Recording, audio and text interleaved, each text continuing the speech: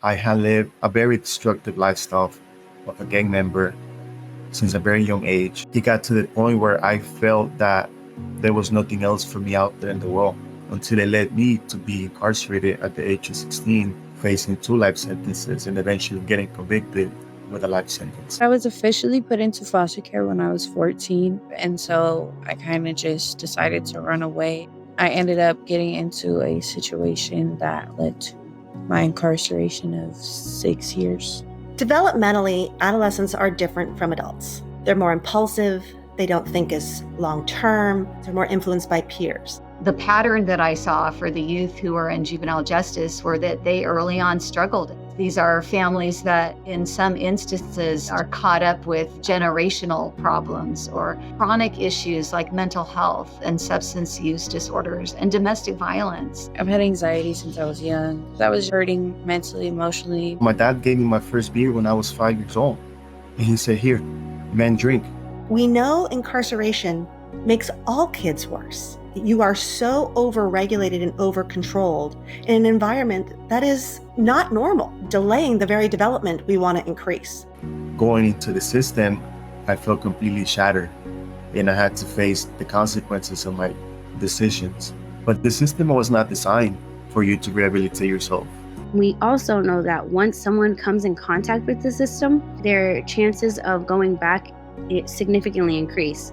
And so that engagement with the system just continues, and it cycles and it cycles and it cycles. We need to start thinking about how to build a positive framework into the justice system. And some of those key principles are having a sense of belonging to your community and your group, having a sense of your own skills and belief that you have something to contribute to the world, and experience other people respecting those skills. When you're causing harm in your community, how do we make you feel accountable to that community? How do we make you feel like you should be taking ownership so you shouldn't want to cause harm?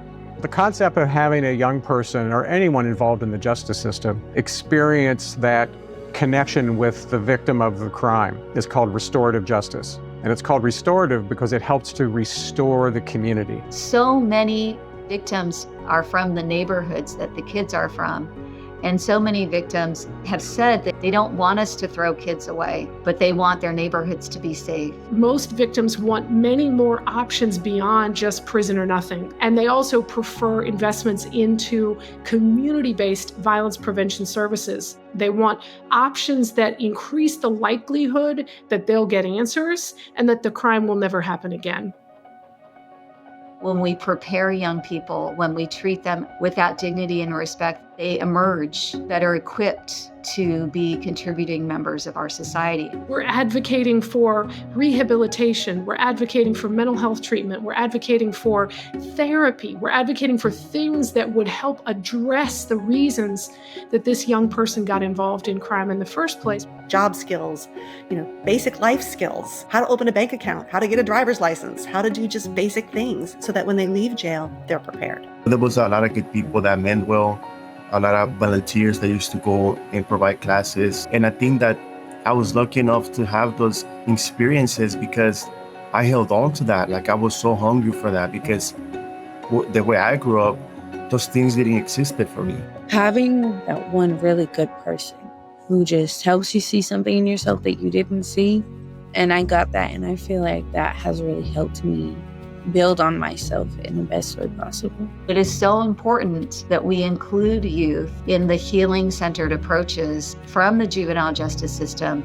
They need safety, they need connection, and they need to feel like they're good at something, and they need to have purpose. I was really lucky to get connected with the Youth Advisory Board. This is going to be one of the first efforts where we unite youth voice and advocacy has started, building up the bylaws, getting together the mission, the vision, our values, and going out and doing presentations, and being able to train now probation staff. So it's just completely surreal.